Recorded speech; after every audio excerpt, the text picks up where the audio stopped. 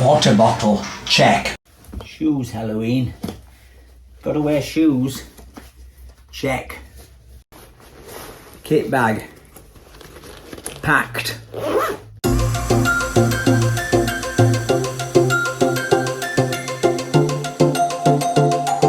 Welcome back to the south of France. Today I'm on the Promenade des Anglais in Nice, and I'm outside the world famous Negresco Hotel. But I'm not coming here for afternoon tea.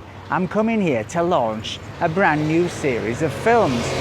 Because what I'm going to do over the next few weeks and months is make the journey from here, the Negresco, right the way to the Chapelle St Hospice, right at the far end of the beautiful Saint-Jean-Cap Ferrat. And I'm going to do this journey in a series of 10 spectacular walks, some of them on the coast, some of them inland, some of them in the mountains. So for the first leg of our journey, we're going to go from the Negresco over there, along the Promenade des Anglais, into the Promenade de Payon, which is the main artery and the most beautiful park in Nice. We're then going to go right up to the National Theatre of Nice, where we're going to cut into the winding, narrow streets of the old town and clamber our way up to Castle Hill, or the Chateau, where Nice began, Nike Town.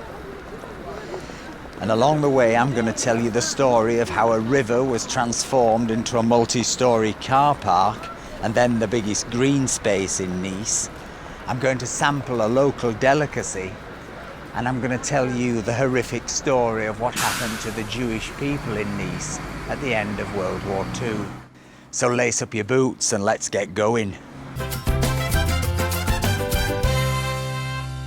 You look at the Negresco Hotel now, and it's one of the finest, most expensive hotels in the world.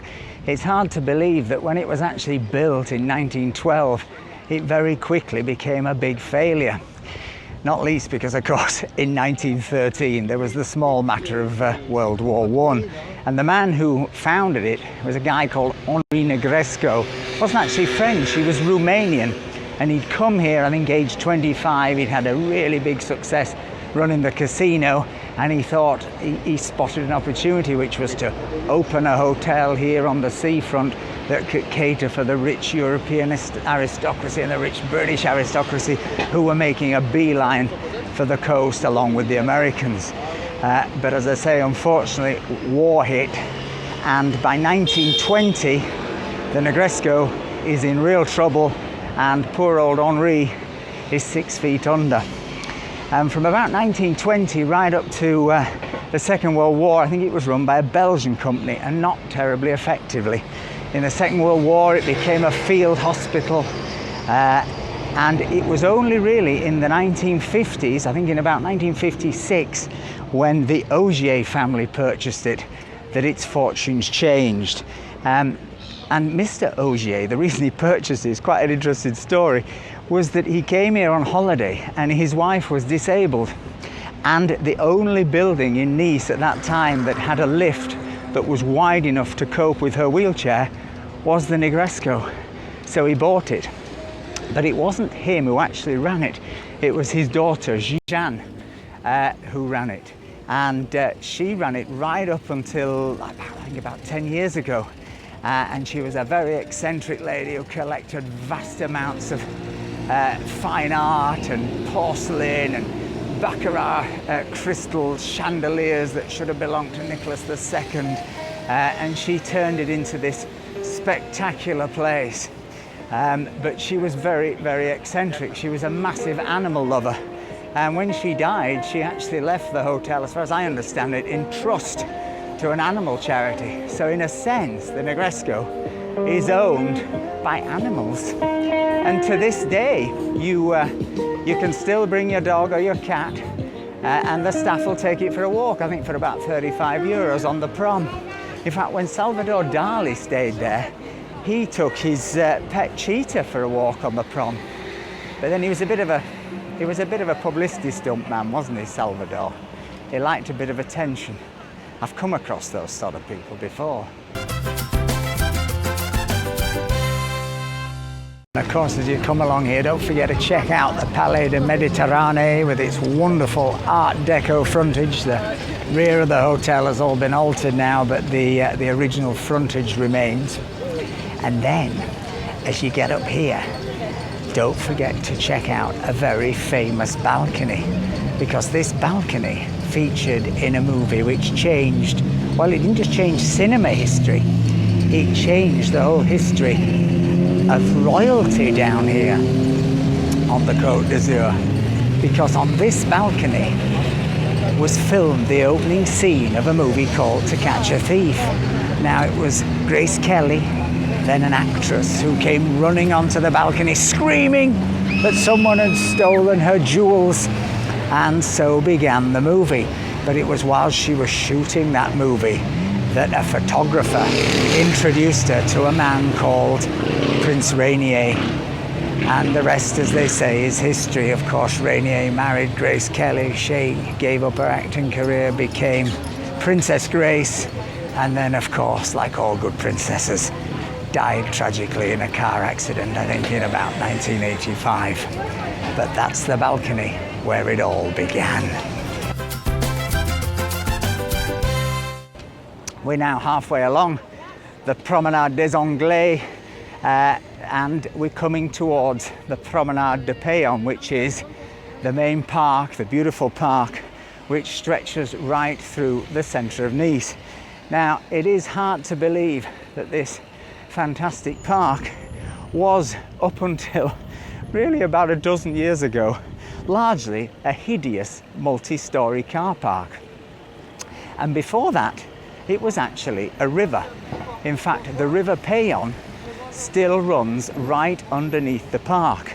Now, this little bit in here has a bit of a sad story in recent times, because of course there was the terrible massacre on Bastille night here on the Promenade des Anglais, in which I think about 96 people died and hundreds were injured when a terrorist drove a truck into the Bastille fireworks crowd.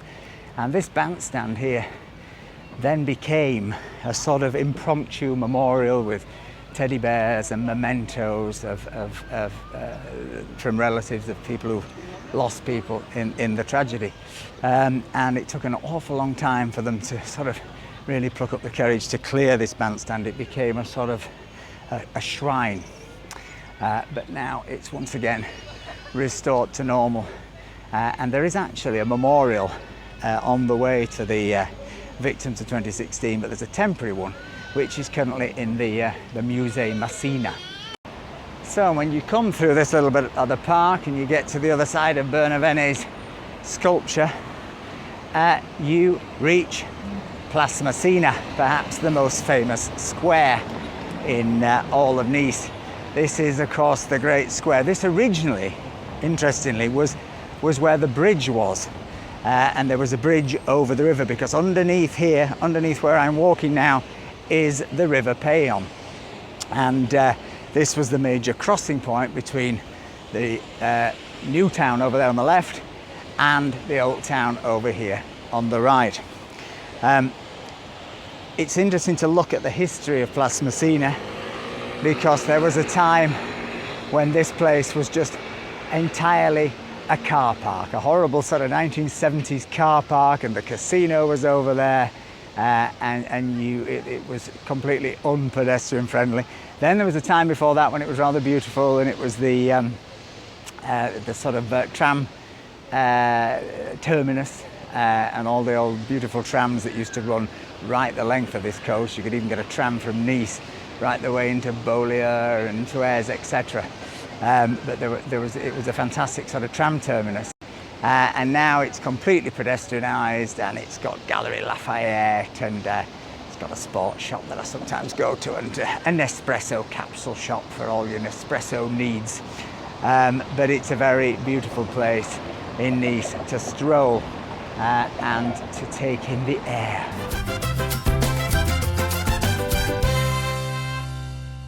Now, before we carry on further into the park, I want to show you this statue over here, because this man is Apollo, and he's got rather a large appendage, and there's quite an interesting story around his his genitalia, because it was quite controversial, because this statue only really reappeared here I think about 10, 12 years ago, and I kind of presumed, oh, it's a sort of new thing, and I was a bit snobby about it for that reason, I think.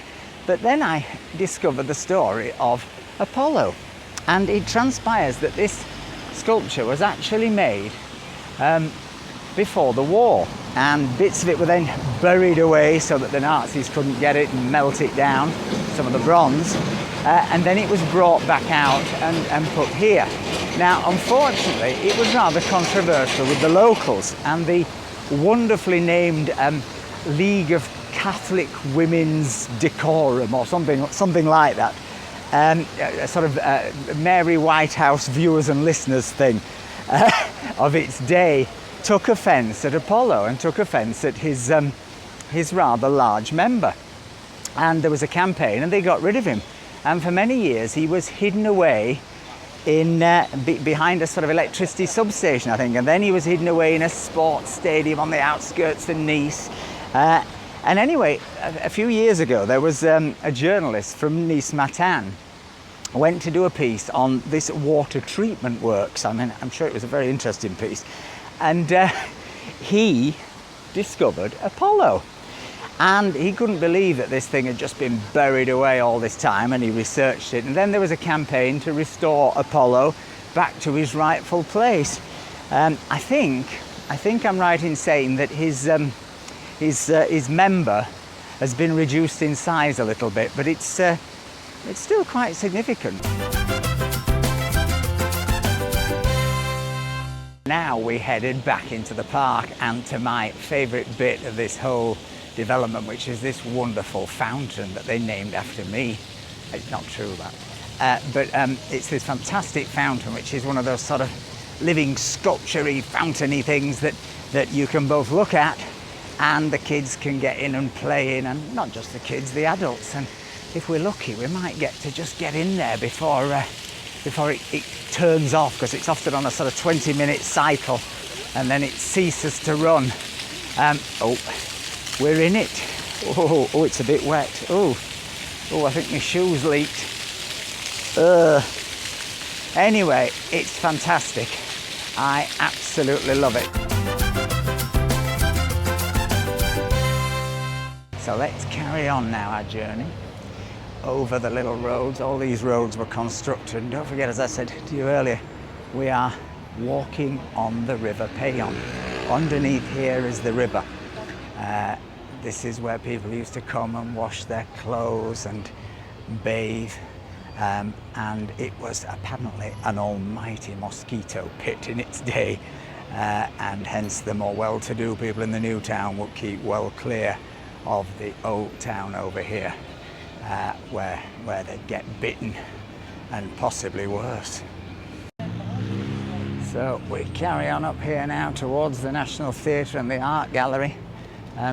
Bit of a tip, something I've not done, bring a water bottle, because actually there are some really good water fountains, all free throughout this park, so you don't need to buy anything and you don't need to use any plastic. You can be a good citizen. So here we are coming up towards now the National Theatre, directly ahead of you. Retrouvez tout le théâtre. And it's got a big QR code on the poster. Very of the moment, isn't it? Copy of Michelangelo's David. You get to see it all on this channel today. I think we just need to find one more naked sculpture and we've got the hat trick.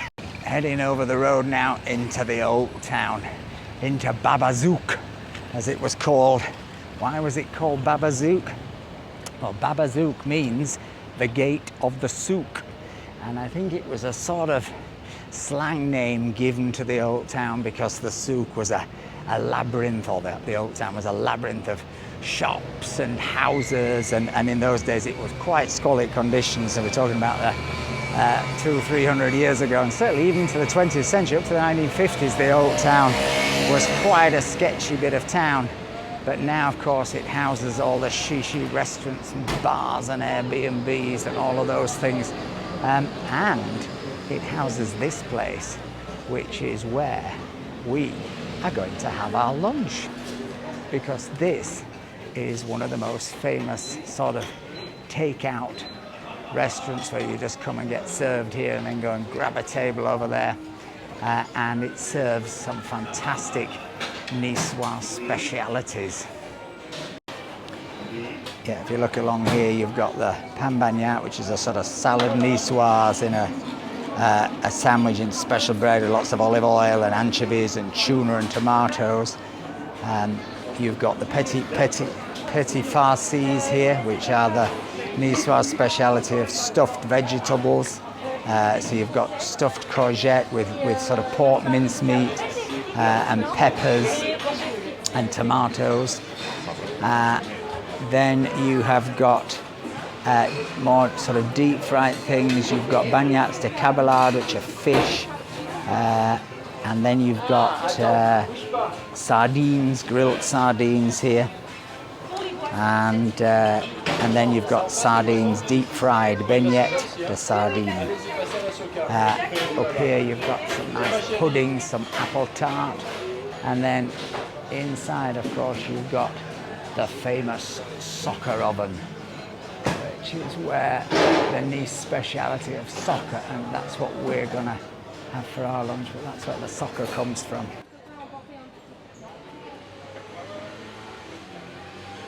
Key thing for soccer is, I think, you need a lot of pepper, a lot of black pepper. It's very valuable, the pepper. It's on a string, and I like quite a lot of salt.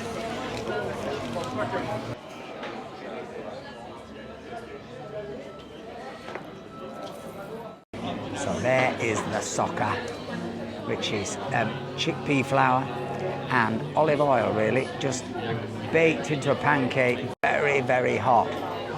It was originally a dish that was created so the sailors could get something hot inside them when they went to sea, because they didn't want to take a cold sandwich out fishing. That's good. Peppery, moist, flavoursome, and filling. Only €3, quite a good snack. Lots of places in Nice do soccer.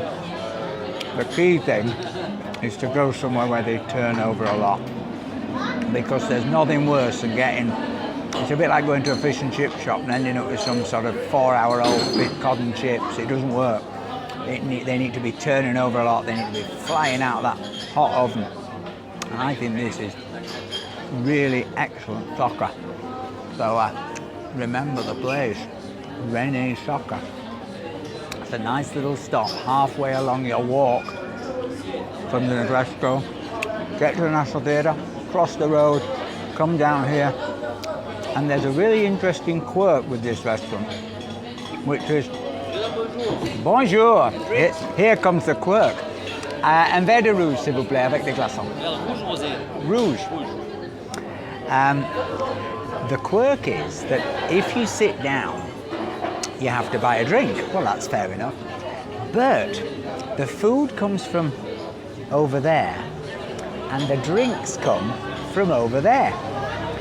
So it's all the same business. Presumably at some stage this was a bar and this just had a food license, and the two things were combined. Now that may not be true, I may have made that up, in which case drop me a comment in the comment section if you actually know the truth of why the drinks come from one side and the fruit comes from another.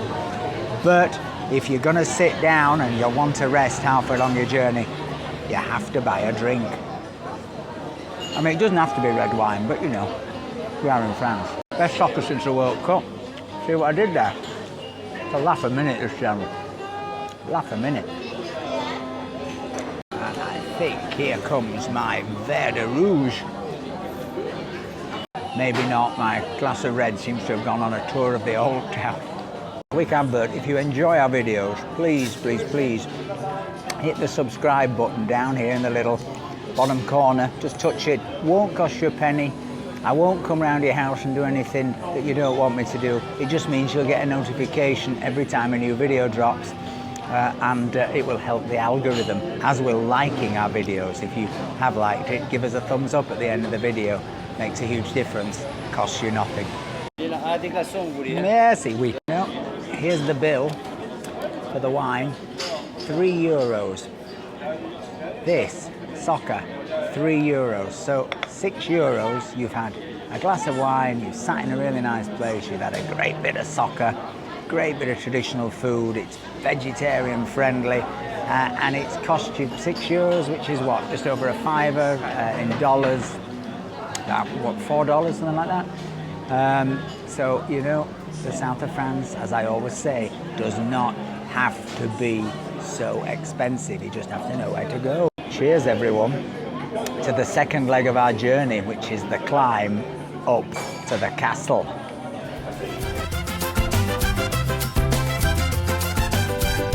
Anyway, let's head now into the old town because we're going to head towards the highest point of Nice, which is right up to the Chateau.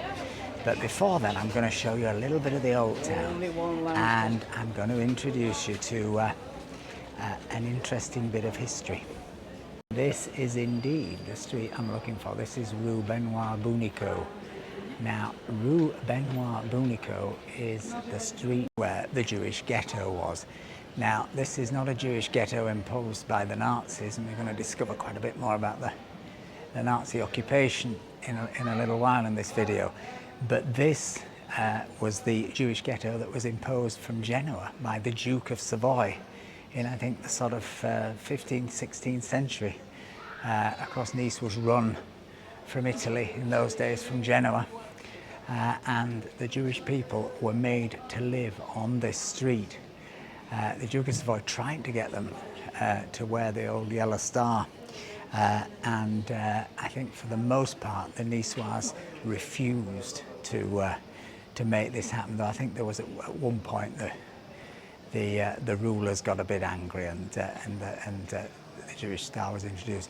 But by and large, the Niçois were very friendly with the Jews, so much so that actually on this street they helped them build tunnels which enabled them to escape the ghetto at night because they were curfewed, and the tunnels went into the adjoining street, Rue Douat, and the Jews got out. But we're now going to make the climb up to Castle Hill, to where Nice all began, or certainly where Greek Nice began in the 3rd century, the original Nike town. And there's something quite fun going on in this park I want to show you quickly. So this is a very rare form of boules. It's pétanque played with square boules, and I think it originated in a village outside Nice called Eau de Cagnes, which is very steep and where all the boules kept rolling away.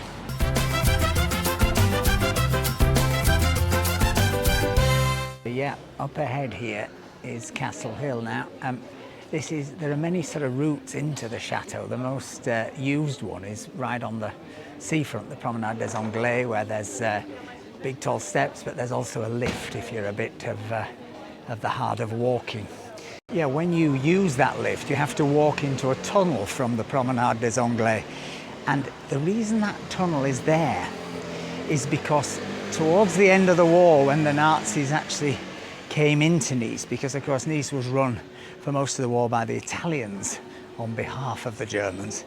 But when the Nazis took over, they dug that tunnel with the intention of storing a U-boat in it. I don't think a U-boat ever made it into the tunnel, because of course the Nazi occupation here only lasted, I think, about 9 months, from I think about September 1943 through to the August of 1944. Actually, we're not here. There's another steep climb. Keep on going. And so coming up at the top here are the 2 cemeteries, the Christian cemetery and the Jewish cemetery. You have to put the mask on to come back in here, but it is worth it because this is what I was talking about. It's absolutely fantastic.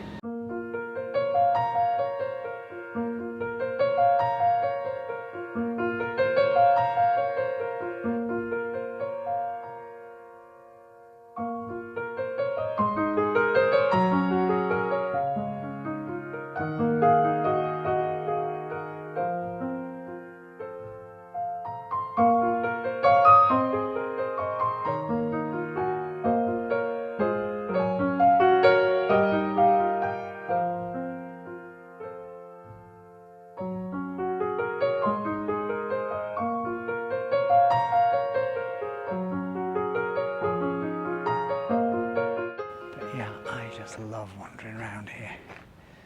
It's just so gorgeous.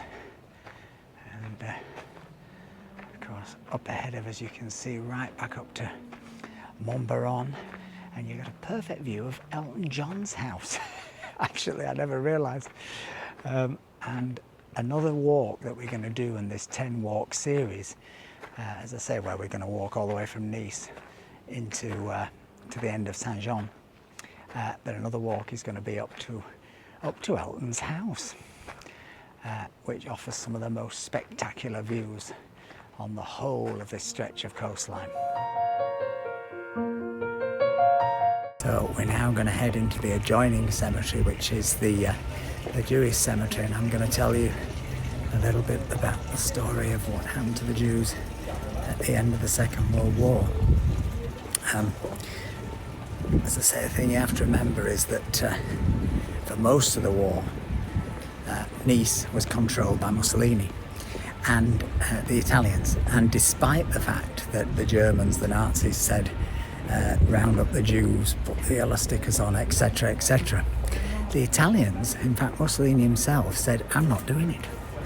He thought it, I think the phrase was something like, he thought it was beneath the dignity of the Italian army to do it.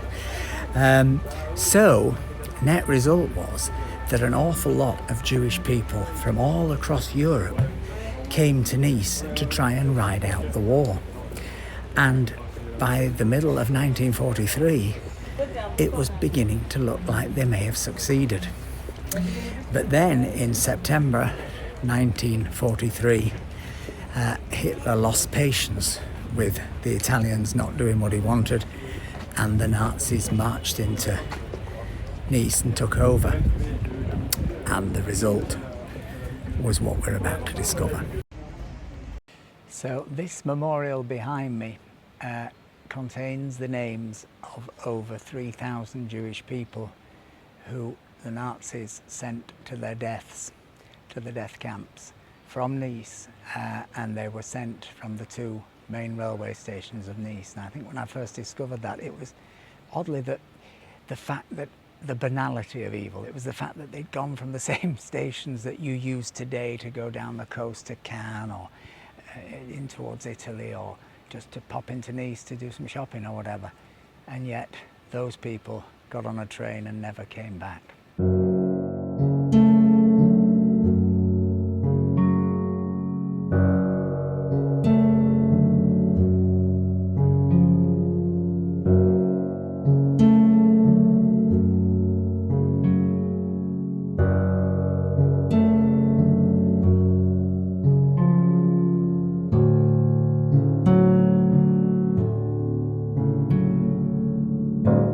There's been a long and rich history of Jewish people in Nice down the centuries. I think there are still 13 synagogues in Nice, and a large Jewish community.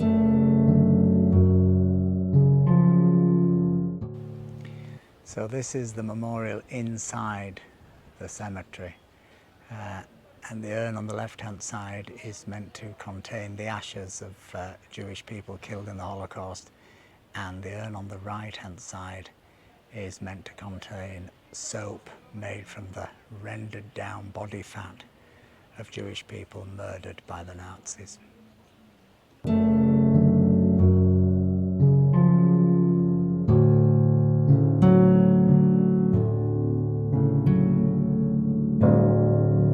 Well, after the horrors of that, let's go for something a little bit more uplifting to bring this video to a close, because what I'm now going to take you to is our end point of our walk, which is the fantastic cascade or waterfall that is up here in the Chateau.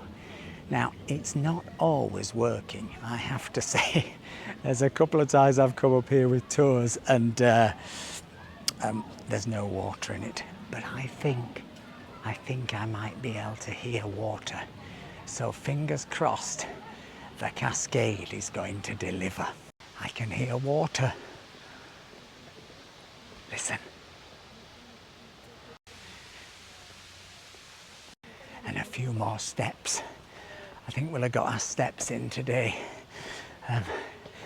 By the way, if you've enjoyed this video and you want to support the channel, you can just click the link in the description below the video and buy us a coffee. It's a really simple, easy way to help fund the channel and to help us keep going. So I thank you in advance.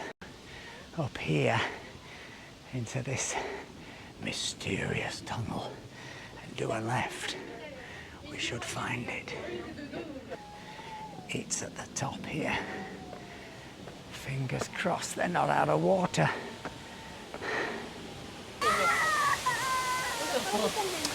And lo and behold, here it is, the fabulous waterfall of the Chateau.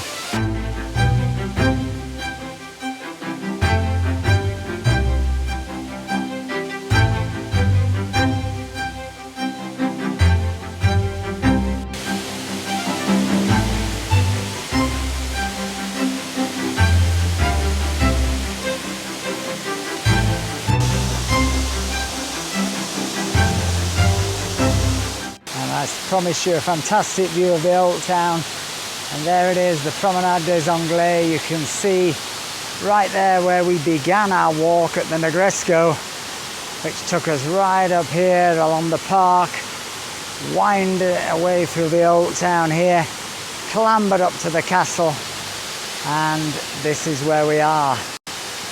And you can really see the rooftops of the old town down there. This is up here is where Nice began, and then it spread down into the old town.